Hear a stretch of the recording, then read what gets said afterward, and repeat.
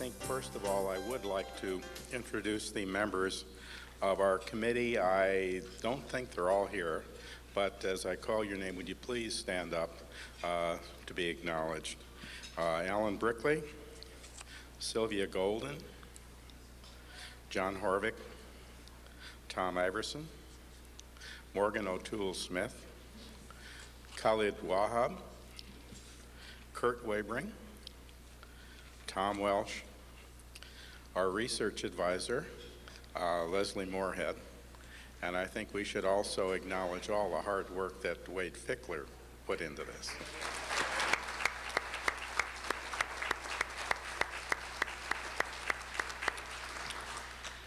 I would like to thank the City Club for asking me to do this. It was an issue in which I had very little interest before we started. And I think a number of us had diverse opinions about this, and it was quite interesting with such a diverse and stimulating group to see what happened during the process. I won't read all the conclusions because it's an entire page, and I know time is of the essence here. I assume most of you have read those already anyway. What I would like to do would be to read our summary paragraph for the benefit of those who are not here, because I think it's extremely important. Your committee listened carefully to proponents of Measure 36, who argued in favor of limiting marriage to opposite-sex couples. Ultimately, we were not persuaded that the institution of marriage would be strengthened by codifying the exclusion of same-sex couples by constitutional amendment. Your committee believes strongly in the institution of marriage and in its vital importance to families in Oregon. Marriage should be encouraged and fostered in all our communities. For these reasons, your committee concludes that denying same-sex couples the status of marriage discriminates against and harms same-sex couples and their families and does not benefit opposite-sex couples in any meaningful way. Your committee also reiterates previous City Club concerns over the process and precedent of amending the Oregon Constitution on contentious issues by a simple majority vote. One does not have to be in favor of same-sex marriage to find good reasons to vote against this measure. For these reasons, your committee unanimously recommends a no vote on Measure 36. I move for adoption of the committee recommendations. Thank you very much, Ed.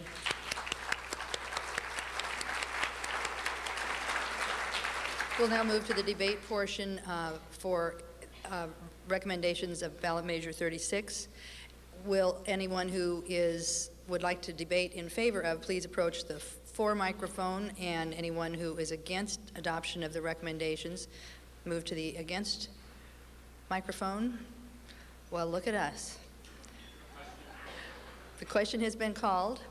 We will now move to adopt the recommendations of the Ballot Measure 36 Study Committee, and that is a vote to vote no on Measure 36. All of those who are in favor of adopting those recommendations, please raise your voting cards and hold them high so that they can be counted by the staff.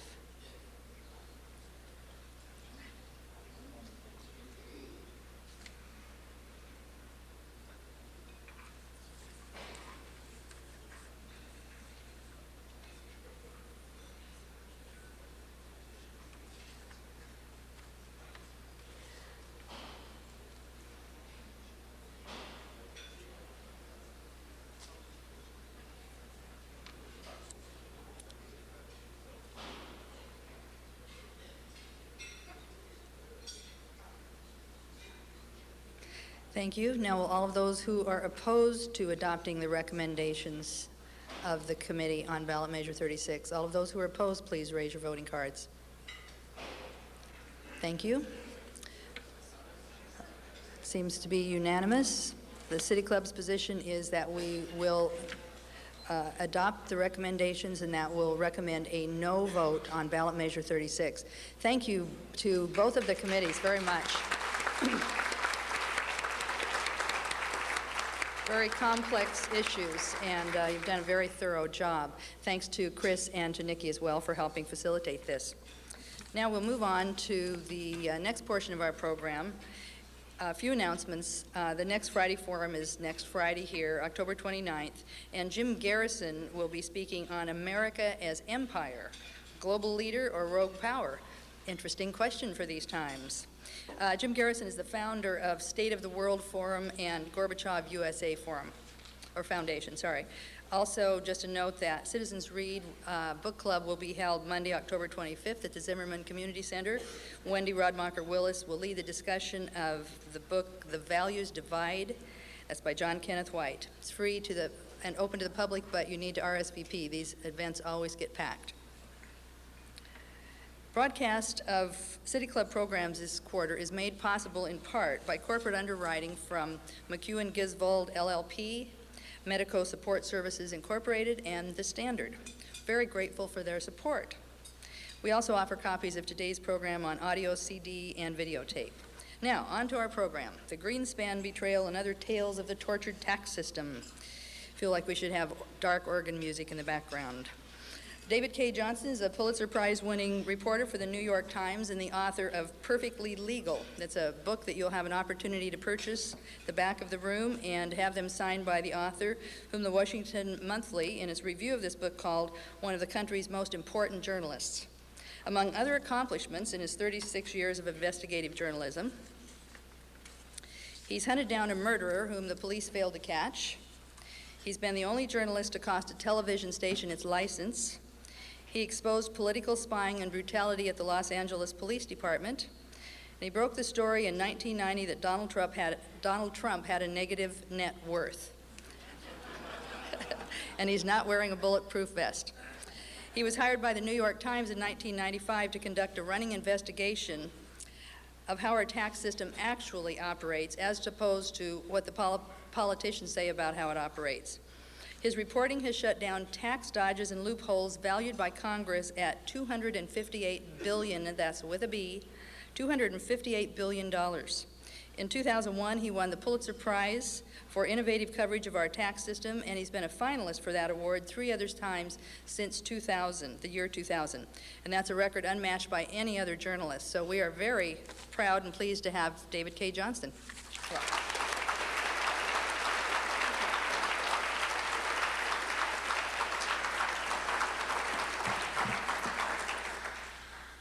Well, thank you all. Can you hear me in the back of the room just fine? And I'm not blowing you out in the front of the room? Okay.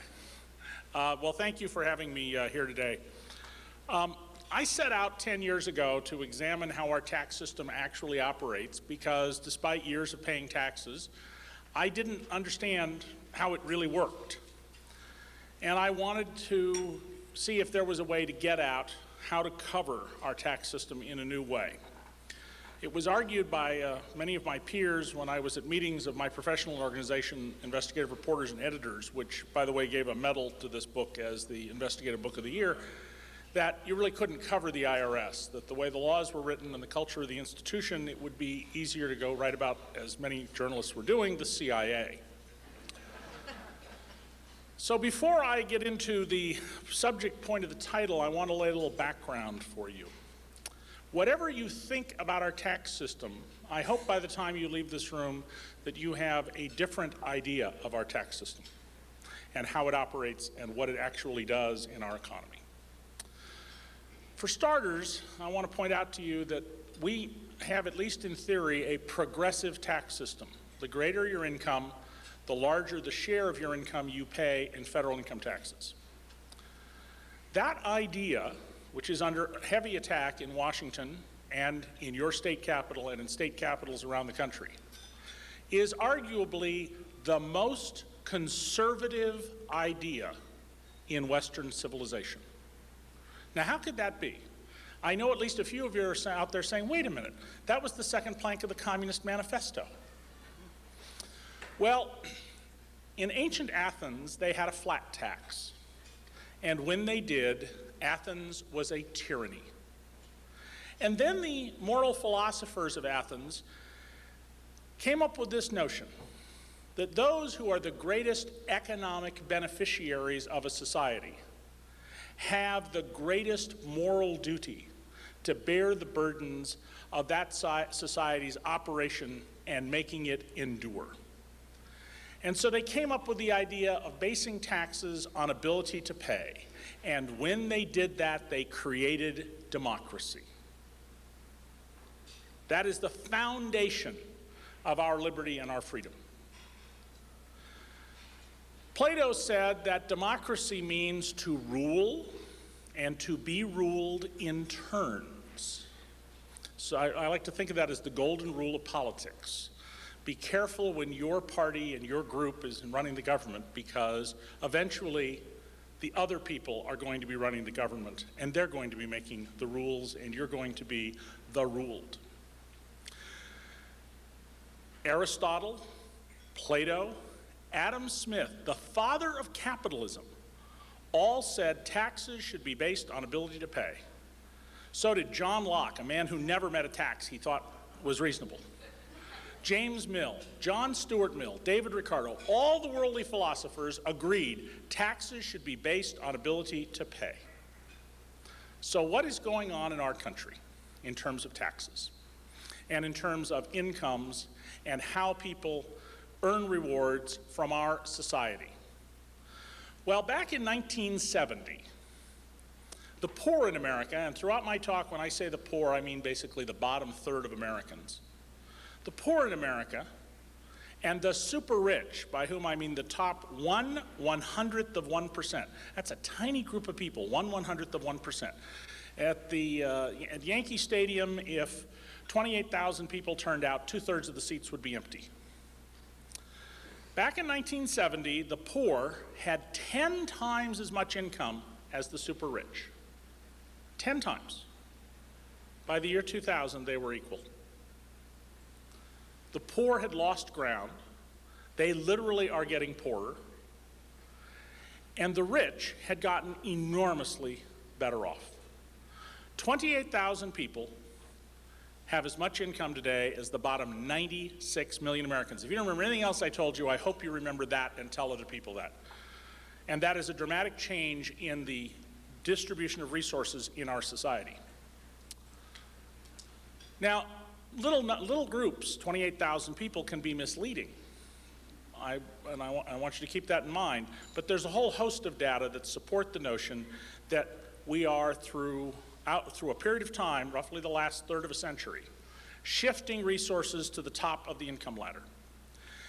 The bottom 99% of Americans from the year 1970 to 2000, in real terms, got a pay increase, an income increase of $2,700 per household. $2,700. That's less than $100 a year.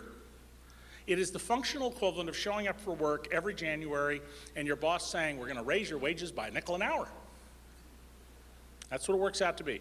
So in that group of 99%, people at the bottom lost money. People at the 80th percentile were about even. People at the 90th percentile after 30 years had a gain of about 0.5% a year in their income in real terms. If we take that $2,700 figure and plot it as 1 inch high, what happened to the incomes of the super rich? Well, their income went up. It's as tall as I am. It's up to the ceiling. It's through the roof. It's 625 feet. 625 feet to 1 inch. Now, one of the major reasons, certainly not the only one, that we are seeing this rising income at the top is because of changes in tax policy. And one of the fundamental things that I have learned about our tax system is that what most of the partisans in the tax debate are telling you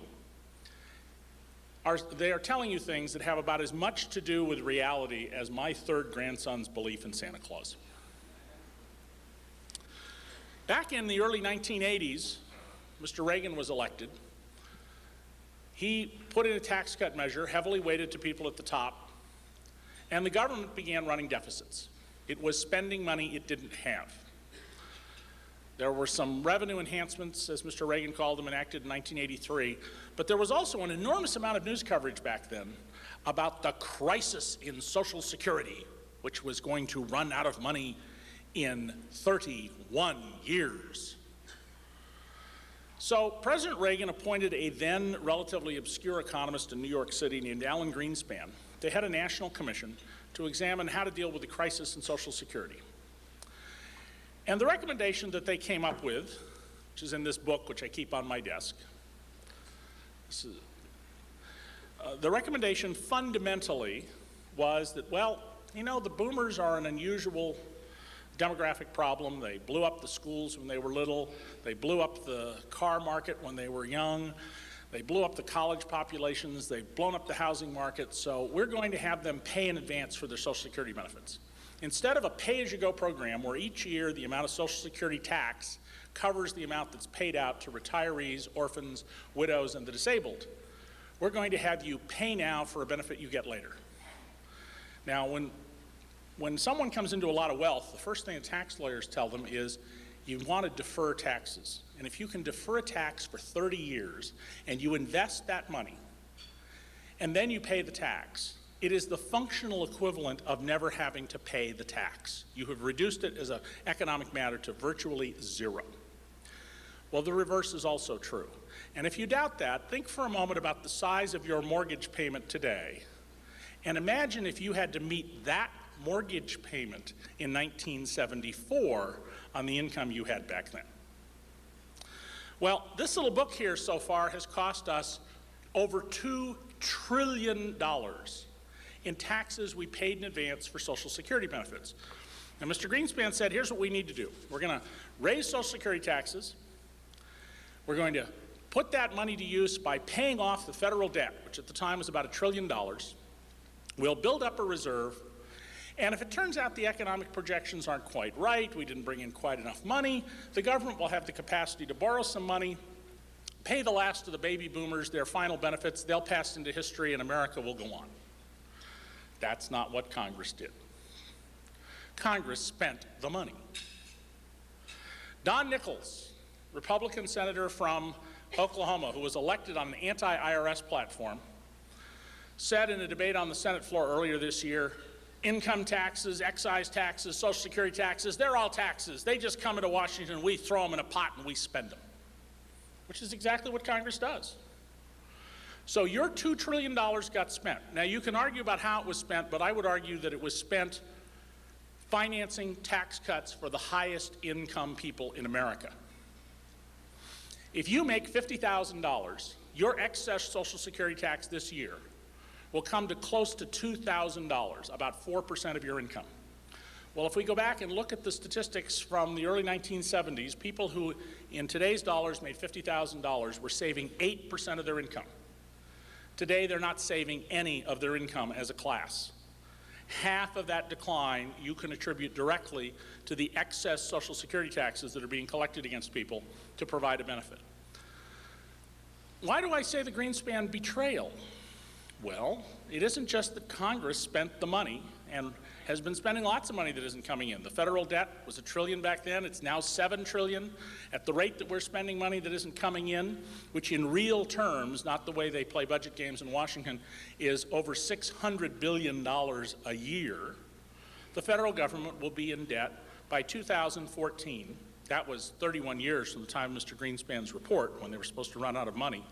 The federal government will be in debt in the neighborhood of $12 trillion. Earlier this year, Mr. Greenspan went up to Capitol Hill, and he delivered a report. And he said, you know, we need to face the fact that the boomers are not going to collect all their Social Security benefits because the money isn't there. I heard that and I went, excuse me? You're the guy who said pay in advance. And after all, $1 paid today costs a lot more than $1 for a benefit you get in 30 years. And you're saying it's not there? You're the chairman of the commission. Not one news account the next day of this speech made any reference to what he did. Shortly after this, about a week later, Mr. Greenspan went up to Capitol Hill again. And he said, the most important thing we have to do for this economy is to make sure we retain the 35% top tax rate and not go back to the 39.6% rate that we had in effect from 1993 through 2000. I'm sorry, wait a minute. We're taking money from Social Security in part to help finance the tax cuts for people who are well off, and we're not going to get our benefits. I wrote a little story about it in the New York Times in the Week in Review section, but nobody else in the country has connected those dots about what Mr. Greenspan did. Now, it is this tax and taking away the ability to save while giving a tax cut to people at the top that is a major factor in why so many of the middle class are in debt. We have seen record numbers of bankruptcies. In the last 10 years, 1 of every 8 families in America has filed bankruptcy. 1 of every 8 families in America. We use the excess Social Security tax under a law passed by the Democrats. They controlled Congress in 1983 to subsidize the super rich. It is not the only way we do it. In Perfectly Legal, I lay out a whole bunch of techniques, but I want to tell you about one other one that's very important. When George Bush ran for office, he promised tax relief. He wanted a package of tax cuts that were valued by Congress at $1.8 trillion. The leaders of the Senate said, sorry, we don't think the country can afford that. You can have 1.3. Now, how do you get $1.8 trillion into a $1.3 trillion bag? It's sort of like that ad on TV, if you've seen it, for one of the laxative medications where the guy's got all this hay and a big plastic pill and he's trying to squeeze it together and it falls apart on him. Well, the way Congress did it, and this is all throughout the literature of the government documents and the testimony, if you want to, as I have done, go through and read this stuff, the way they did it was through a stealth tax increase on the middle class. And to understand that, we need to go back to 1969.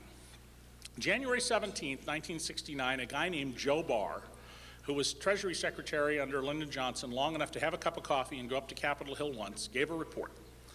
And he announced that 155 families who made the equivalent of $1 million in today's dollars or more paid no income taxes. I remember that event because the next morning, I was a police reporter for the San Jose Mercury News in Silicon Valley, and I went to the Sunnyvale, California Police Department, and the minute I hit the door, the commander in the back of the room hollers out my name and says, "Get in here." And I'm thinking, oh, what did we get wrong in the paper? Oh. And he's waving the Mercury around and saying, "Did you read about these rich people who aren't paying taxes? You know how much I have to pay in taxes?" And it's like it's my fault. Go over to the Mountain View Police Department. The desk sergeant's talking about the same thing, and pretty soon some detectives in blue suits come by, and we're all talking about what an outrage this is. Then I went over to the Palo Alto Police Department. They didn't care.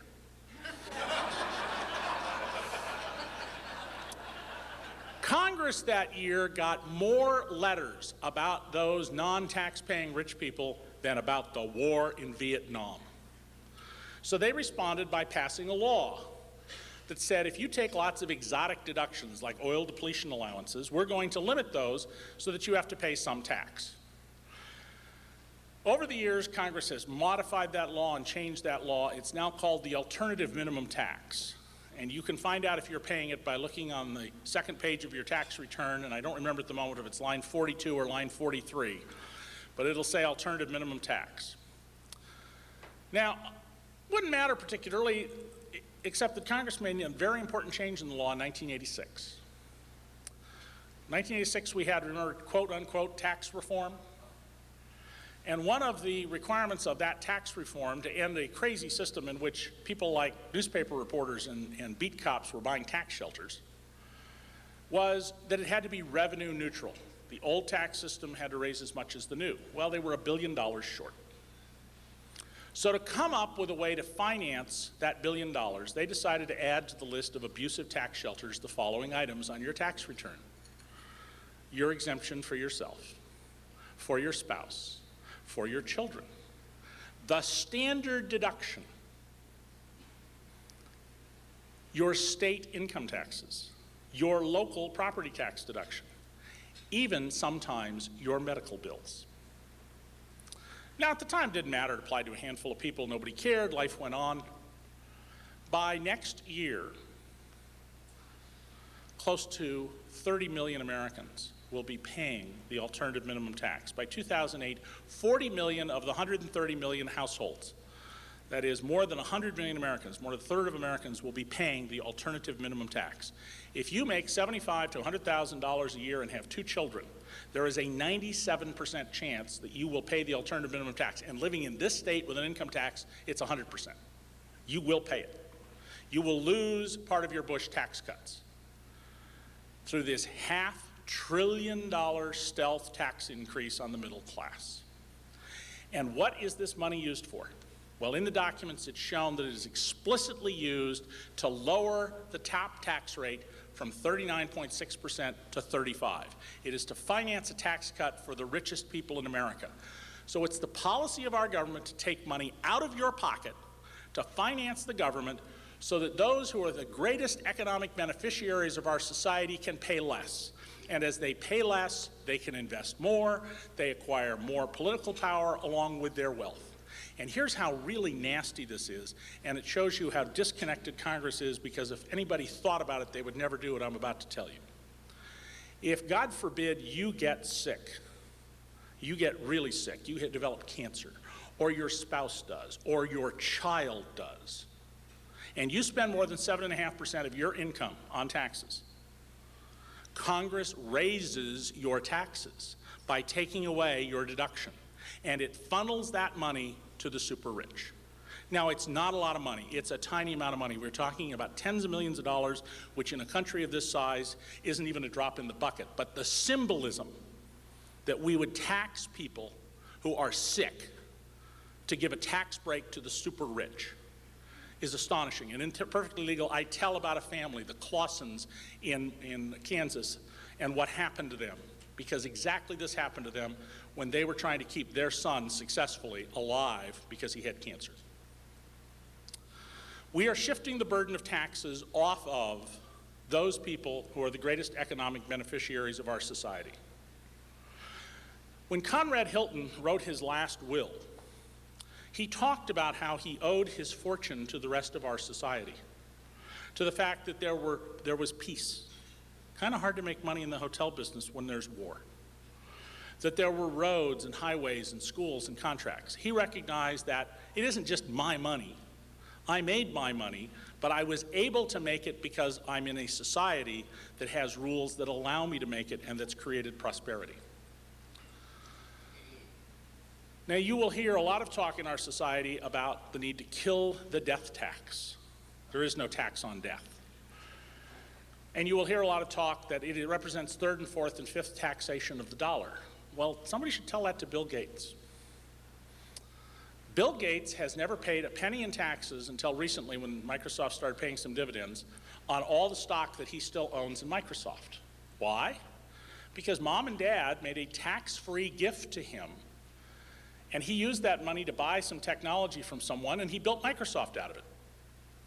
And so he does not have what we call a realized gain on the stock that he holds. And in the year 2010, when there's no estate tax for at least that 1 year, if he were to die, his money would pass untaxed, never taxed, not once.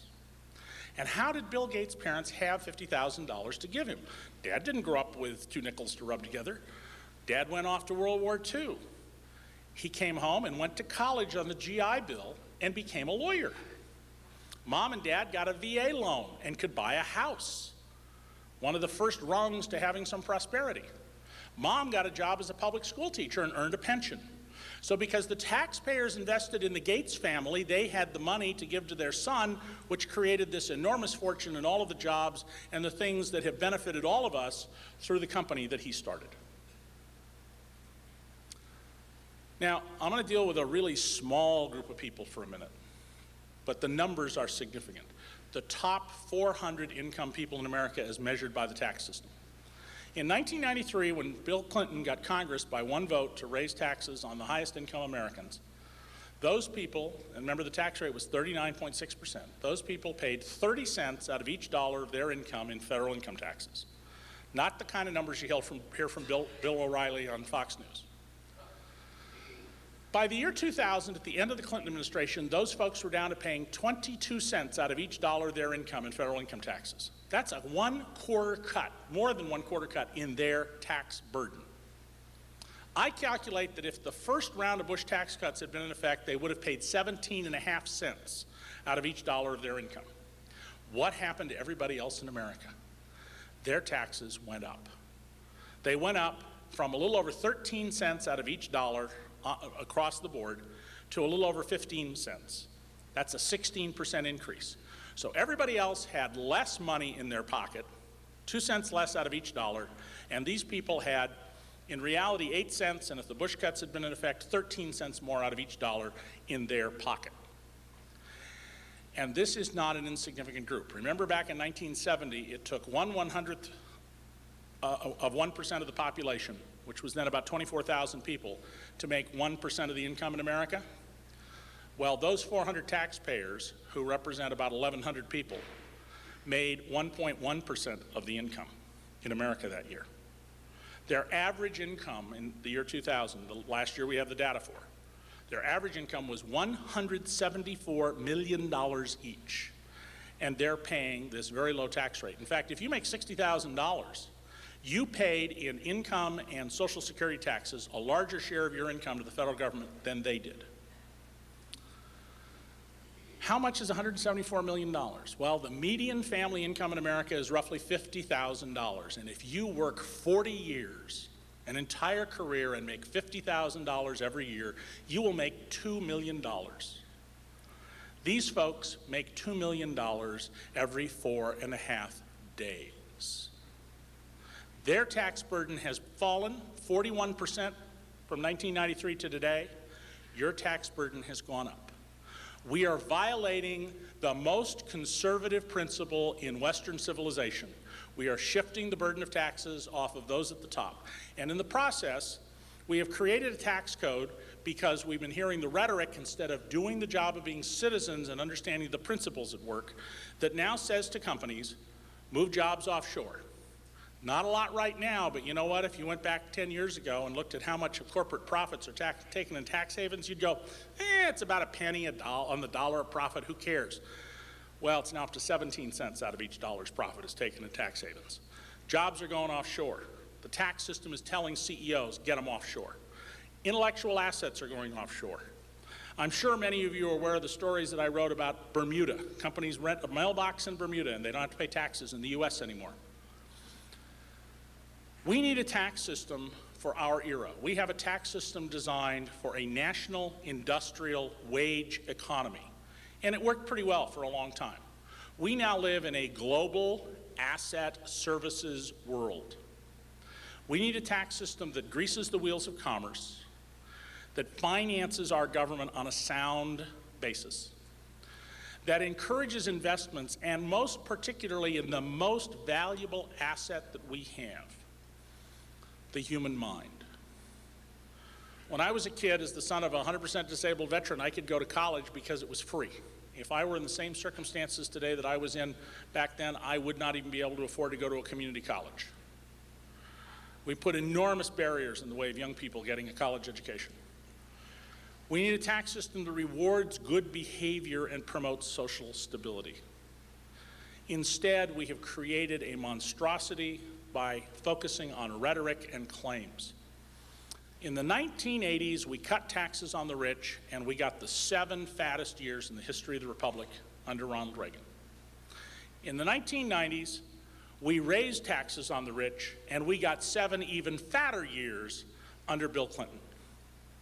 Tax rates per se do not determine economic growth, and anybody who thinks that hasn't carefully thought through in a rounded way what the tax system does in our economy. I hope that you go out when you leave here and think about not the rhetoric of what politicians say, but the reality of how our tax system works. I hope you read Perfectly Legal, which is a starting to explain that to you, and those of you who haven't heard enough of me can hear me tonight at the Unitarian Church at 7 o'clock up the street. I hope that you will talk to your friends and neighbors about our tax system, because if we do not make our tax system work for us instead of against ourselves, if we do not pay attention to 2,500 years of time-tested proof that taxes should be based on ability to pay, America will not endure. So, thank you.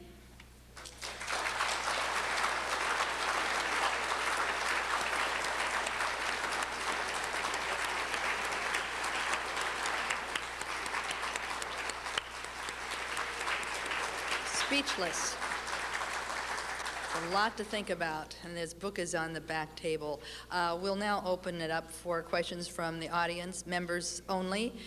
Nikki Lynch is our board host today, and she is a senior partner or a senior financial consultant with Merrill Lynch, and she's on the Board of Governors, and she currently chairs the program committee. There's microphones over here as well.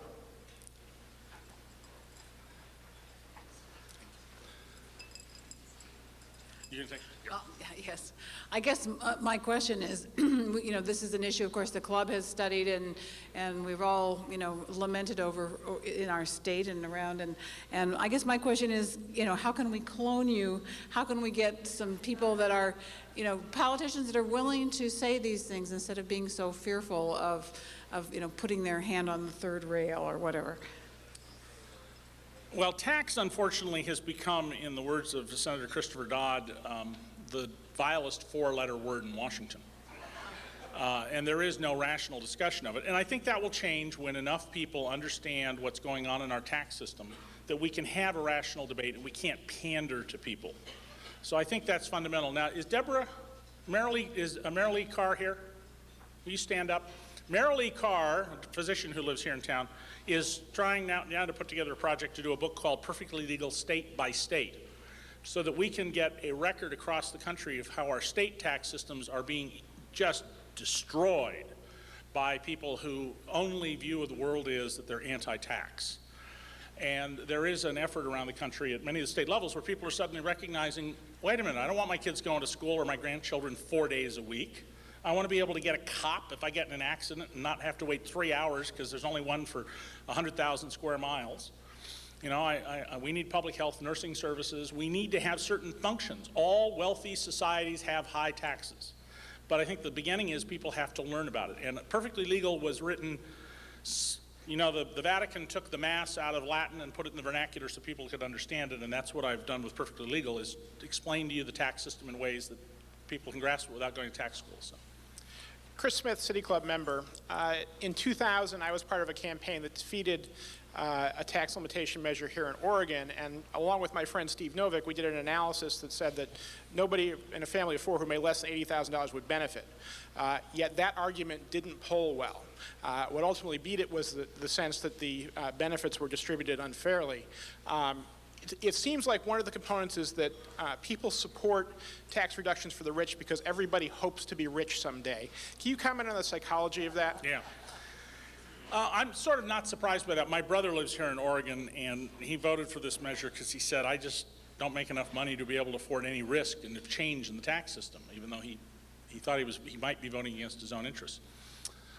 You know, there are surveys which show that 62% of Americans think they will pay the estate tax. At the current level, it will be paid by 0.5% of all Americans. I've also seen surveys in which something like 70% of Americans think they're in the top 25% income group. I think the issue we need to present to people to understand the tax system is not so much who's going to benefit directly, because unless you have an analytical approach to things, I'm not sure that's particularly helpful. It's to raise the question of, well, what about the services that you need from government? I think that may turn out to be much more important. And I'm told in this state that only 1 household in 5 has children in public schools. I know the school teachers think, therefore, there's no support for education. Well, then there's grandparents and, you know, people who don't want to live in a world of ignoramuses. Go over here and then Paul Meyer, member of the club. I wonder if you are aware that Bill Gates Sr. co-chairs a group against the elimination broke that of the story. estate tax, and he spoke at the Unitarian Church with where you're speaking tonight. Yeah. No, Bill Gates Sr., I'm the one who broke the story about billionaires, although Bill Gates Sr. is not a billionaire, organizing to protect the estate tax, and that Warren Buffett wouldn't join them because he didn't think it went far enough. Buffett said that repealing, and we can repeal the estate tax. I'm not arguing for or against it. It's just that there are choices we have to make if we do that. One of them is, do we want to shift the burden of taxes off of dead rich people onto working live people? And if we do that, how are we going to pay for it? There are certainly fundamental reforms we should make in it, but Warren Buffett's observation was, we think we're really smart in America. You just transplant us over to Bangladesh and we'll discover how stupid we are. And deciding to repeal the estate tax is the functional equivalent of deciding to pick Olympic teams in the future based on the oldest sons of gold medal winners in the past. Chuck Sheketoff, City Club member. At Southridge High School in Beaverton, Oregon, on August 13th, President Bush said something that he said on at least 17 other occasions before I got sick of Googling it. He said, "I'll give you one other thought. Let me just leave you with one other thought about taxing the rich. You know how that works. A lot of the rich are able to get accountants, so they don't. They're able to dodge. You've seen it before. We're going to tax the rich, and then they figure out how not to get taxed. So guess who ends up paying it? You do." Now, I'm not sure he's read your book, but maybe he has. A copy But was I'd like given you to to the White comment. House and his staff read it. I'd like you to comment on his analysis and also whether it's consistent with his interest in doing a national sales tax that he raised in Niceville, Florida. Okay. President Bush's staff has certainly had my book, but President Bush has said he doesn't read what news people write, so I suspect he probably has not, unfortunately. There is an enormous amount of tax evasion at the top in this country, and the IRS has been told by Congress not to go after those people by and large. If you're a millionaire investor, if you're a poor working person, if you make less than $25,000, your odds of being audited are 8 times those of a millionaire investor in a partnership. I name in my book lots of tax cheats and tell their stories, because this is almost all done through the stories of various Americans, including 2 billionaires in New York who've testified under oath that they never filed a tax return. Nothing's happened to them. I mean, I've sat in the commissioner's office and said, what about these 2 people? Confidential by law. Congress says I cannot discuss this with you. There's no question that wealthy people can defer taxes and avoid them. And I would argue that the answer to that is not to say, well, they can avoid it. It's to say, well, how do we get the rules written so they can't avoid them? And it is a little ironic for President Bush to make all the comments he does make about this, given the source of President Bush's fortune. I don't know how many of you know this, but President Bush owes almost his entire fortune to a sales tax increase approved by the voters in Arlington, Texas, which was funneled into his pocket and those of his fellow investors. He got $18 million off a $600,000 investment because of this law that was passed. That's where his money comes from. So, let's see, over here. Consumption tax is far more difficult. I'm Roberta Palmer, a City Club member. A consumption tax is far more difficult for the rich to avoid. And even though it's regressive, it does have the advantages of simplicity, complicity, and a lot of revenue. So would you consider supporting a consumption tax that would be easier on the low income, say a goods and services tax or VAT tax, that also came with a rebate for low income and might be dedicated to something good like health care? Okay. I'm not for or against any tax system, and I make that very clear in the book. I'm just here to explain to you the tax system. But let me explain what a consumption tax would do in some very important ways. Let's assume we went to a national retail sales tax, as President Bush has suggested we should take a look at and some other people are promoting. I have to tell you, I'm an ant. I save my money and I invest it. I'm going to go sell all my stocks and bonds, and I'm going to immediately go buy cars, any furniture I'm going to need for the rest of my lifetime, a couple of years' supply of shelf-stable foods. I'm going to put it all away before the tax law changes. If you have a national retail sales tax, you will have black markets, like they have in Russia and lots of other countries. You will have a tremendous reduction in demand. I'm going to make my cars last 400,000 miles because I don't want to pay that tax. People will avoid the tax. People are going to go back to darning socks. Anybody in this room darn socks anymore? If you're a hardcore environmentalist, that's a really good idea. Now, there's another way to go at this, which is the flat tax. The flat tax, promoted by Steve Forbes, has its roots in a speech George McGovern gave that was the end of his campaign for president. I mean, if that sorry campaign wasn't already over, he put the final nail in the coffin when he said, I'm going to send every American a check for $1,000. That was his effort to give a rebate to the poor if we had a value-added consumption tax so that they would not be unfairly taxed. If the Steve Forbes flat tax were adopted, Steve Forbes would never pay another penny of tax for the rest of his life. And the reason is, here's how his postcard tax return would appear. Income, X, let's say $10 million for the sake of argument. Expensed value of business assets, minus $1 billion. Position to the government, minus $990 million. And when the next year rolled around, after having paid no taxes, he would adjust that remaining unspent balance up for inflation. So long as his spending didn't exceed the inflationary value of his assets, he'd never change his position, and so long as his lifetime income didn't exceed the value of those assets on day one, he would never pay taxes. That's not an argument that we can't do that kind of tax, but there are lots of consequences. You will have to have an enforcement mechanism that's much bigger than we have now for sales taxes. You will have black markets. You will have big changes, and the burden of taxes will go radically off people at the top. People who make an income of $8 million a year are not spending that income on their lifestyle generally. They are reinvesting most of that money. So. Heather Komet, City Club member. I have a question for you in regards to the relation between federal and state tax. Now, I know as you learn more about a subject, you're more apt to become cynical. As a tax attorney, I don't know whether you or I are more cynical, but I'd like you to address the issue of taking credit for tax cuts, meaning the type of tax policy that is cultivated because people want to be able to feed the rhetoric as opposed to fix the system. And I'll give you an example in regards to, you had mentioned the stealth tax cut that went to the middle class. Well, frankly, they also put a stealth tax cut to a stealth tax increase to the upper class when they forced the states like Oregon to disconnect from the estate tax. So many people are actually paying an increase in tax. How would you address the rhetoric issue?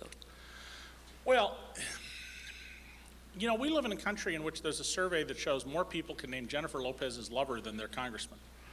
And this is an enormous change. When I was a kid growing up in California in the 50s and 60s, you know, in this blue-collar environment, all these people around me all read 2 or 3 newspapers a day. A lot of people don't even read one anymore. And so they're not connected to what's going on. And I'm not a marketing guy. Okay? So I don't know the answer to that. I do think that there ought to be a lot more complaining by people to news organizations about the quality of the coverage. I thought that's what I was doing. Well, you know, you're preaching to the converted.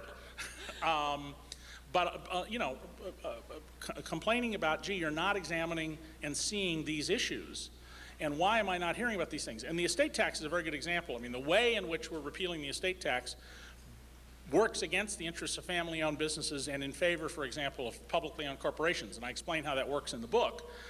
And the rhetoric is, we're trying to save family-owned businesses. So, don't know. Mike Roach, City Club member. In addition to reading your book and appointing Elliot Spitzer as head of the IRS, what else would you recommend that President John Kerry do to move us forward on this issue?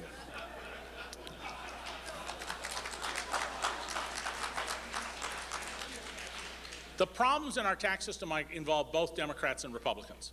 The fundamental overriding problem is that members of Congress spend vastly too much of their time talking to wealthy people or their representatives. So that's whose interests they think about. And the best proof of that was 2 days after 9/11, Congress came back into session. The Republican leadership announced a 10-point plan to deal with Osama. Point number 4, tax relief for the victims of 9/11.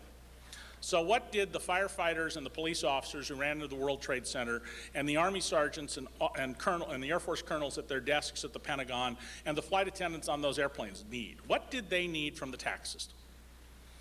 Well, according to Congress, what they needed was an exemption from the estate tax, of course.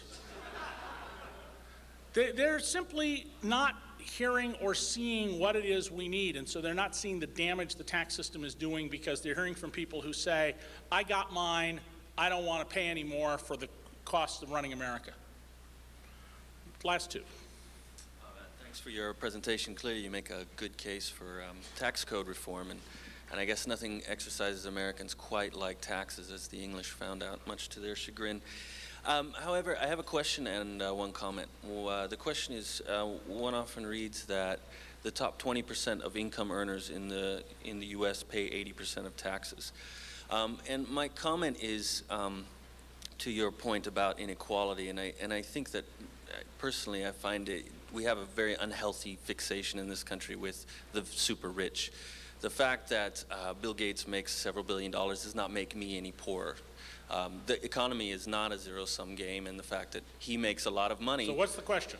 The question was, do 20% of income earners make 80%? Yes, pay 80% of taxes, yes. And does that go against your issue of no, the rich you raise a very not good question. You raise a good question. taxes? Economics is not a zero-sum game.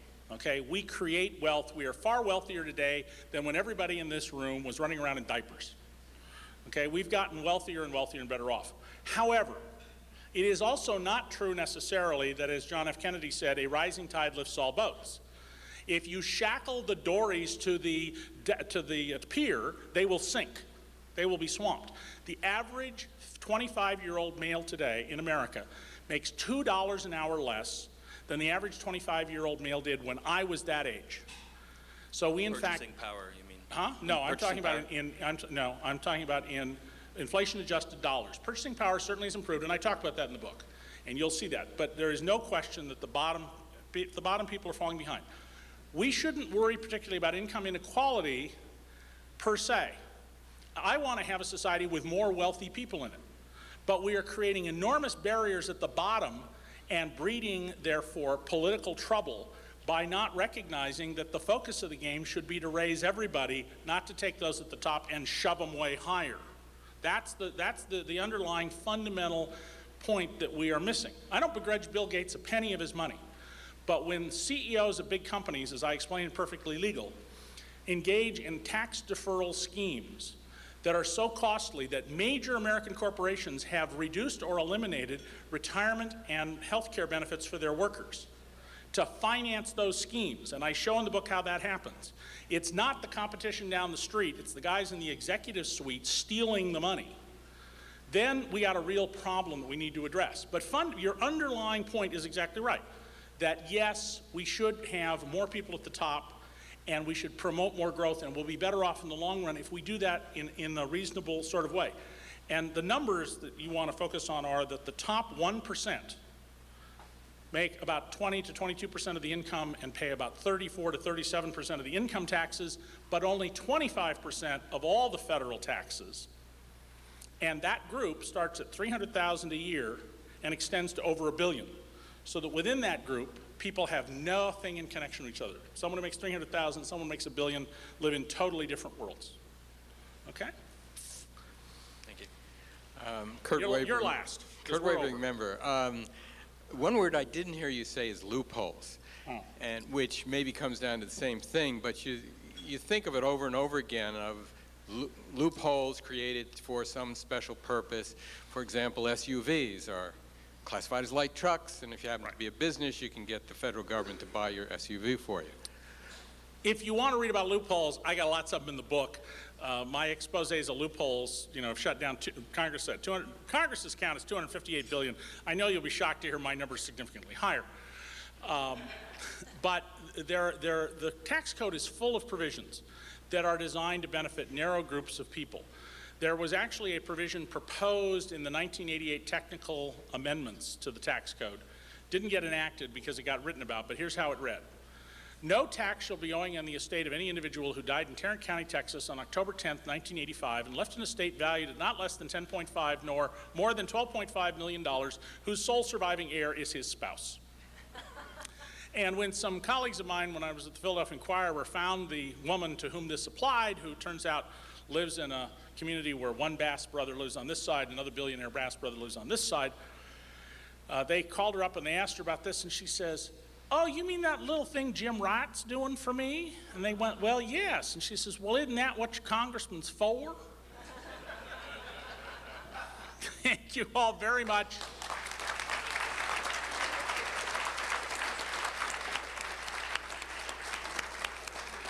Which raises a good point. Maybe we should all buy books and send them to our congressman. I saw Earl Blumenauer here earlier. Maybe he's gotten one. But thank you so much for most enlightening conversation. We're adjourned.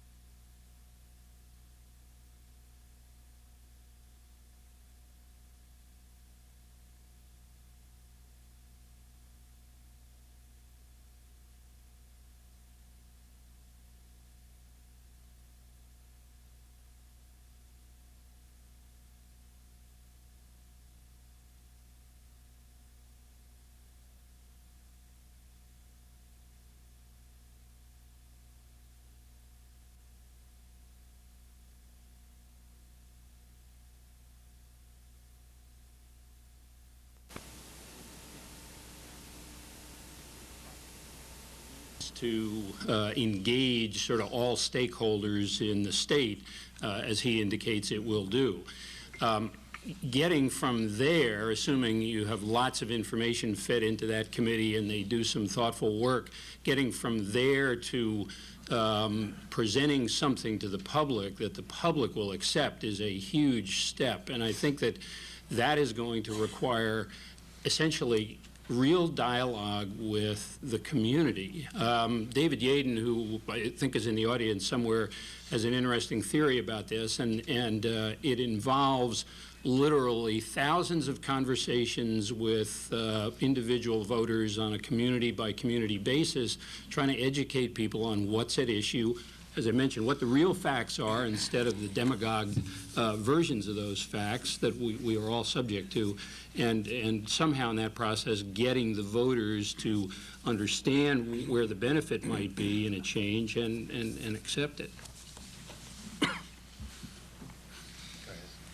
Press, Dr. Ed Press, City Club member. The question is for Tim Nesbitt. He mentioned that the working families are paying more than their share of tax, and that's probably true. So then you need to go to the non-working families. The non-working families are either the unemployed or the retired. Well, you're not going to go to the unemployed, so it hits the retired. I'm on the retired family. I'm in that area. And so my feeling is, I think it's fair. So what are you going to do? You're not going to get a sales tax, property tax for the retired. And I'm inclined to be in favor of that. And I have some, which might be unusual to some people. But the thing that gets me, though, Mr. Nesbitt, is that you said that you decided not to recommend that. My question is, why did you decide not to recommend it, and why shouldn't you recommend it? We haven't decided not to recommend. Well, that's what you mentioned any before. Of the options. I may have think you said misspoke. that we have an extensive list of tax reform options which we've developed. One, if you're talking about the property tax, the one on the list there. Tax. You mentioned that you would be a statewide property tax. Decided against it. Didn't you say that during your speech? No, sorry if I did. I'm sorry. I misspoke. Maybe I misinterpreted you. I think what's important is to keep focused on all of the various options. Okay. The problem with going back to the property tax, if you go beyond commercial and industrial property owners, is actually further resistance from homeowners, and rightly so, given the tremendous appreciation of residential property values and how that's played out. But even if you focus it on commercial and industrial property owners, the property tax is not based on ability to pay, and business owners can have an argument that it's more burdensome in recessionary times. So we're continuing to look at it as a good correction for what occurred under Measure 5, but still with a lot of caution. about how a tax like that might impact the economy in a recessionary time. I recommend you study that further. Thank you. Ray Polani, a City Club member. You all seem to have a consensus that we need a consumption tax. And I would question, how about a long overdue revision of the gas tax as a solution to a lot of our problems? I can address that just briefly. One reason we've not talked about gas tax in the context of the reform effort that we have been discussing today is that, at least currently under the Constitution, the gas tax is exclusively dedicated to the Highway Fund. And it would take a constitutional amendment to decouple the gas tax from that limit. And there have been efforts in recent years to do that in part. Most recently, I think in 1999, as I recall, to open up the gas tax again to as a funding source even for public safety, for state police. And that was defeated, I think, about 80 to 20, 85 to 15, something like that. I think there's a fair sense that the gas tax is what it is. It doesn't overfund our road or highway system as it is right now. We're probably not going to be looking at that as an element in the tax reform effort. We've reached 1:15, which is our normal adjournment time, so I'll say that the club is officially adjourned, but our speakers have agreed to stay on and take additional questions. Just be aware that this isn't being taped or on the radio at this point. So we're adjourned, but continue to ask your questions. Thanks. My question is for Mr. Kelly, primarily. I'm a non-business owning Oregonian, and I constantly hear from corporate voices that business taxes are too high, they're too high, we can't raise them, jobs will be lost, businesses will close down or move, it'll keep businesses out of Oregon. And my understanding is this mantra is being recited in all the other 49 states as well, and has been during good economic times and bad, and which would lead one to believe that business has not met a tax system that it likes. I read that we in Oregon have the lowest tax burden in the western states, and we're about in the middle of all the states in this regard. I've heard it said that when it comes to business location decisions, taxes matter little, and in fact are associated with higher taxes associated with more headquarters. Your question, please. So I'm wondering, since at the federal level, business taxes receipts have gone down to about 7% in 2001, what has the corporate community done for us lately? Okay. The last line, I guess, was the question, what we've done for you lately. And I guess I'd refer back to the picture of at least Nike's experience in the state over the last 10 years or so.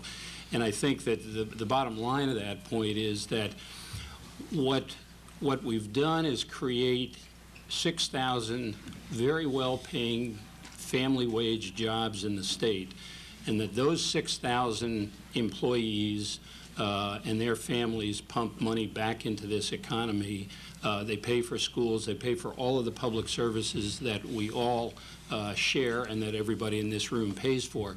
And that ultimately the goal of a system from business's perspective now only, I think, is that you want a system that does not penalize business comparing them state to state. Every business is going to face taxes in their state's structure, but the structures should not make Oregon uncompetitive compared to its neighboring states or the country as a whole.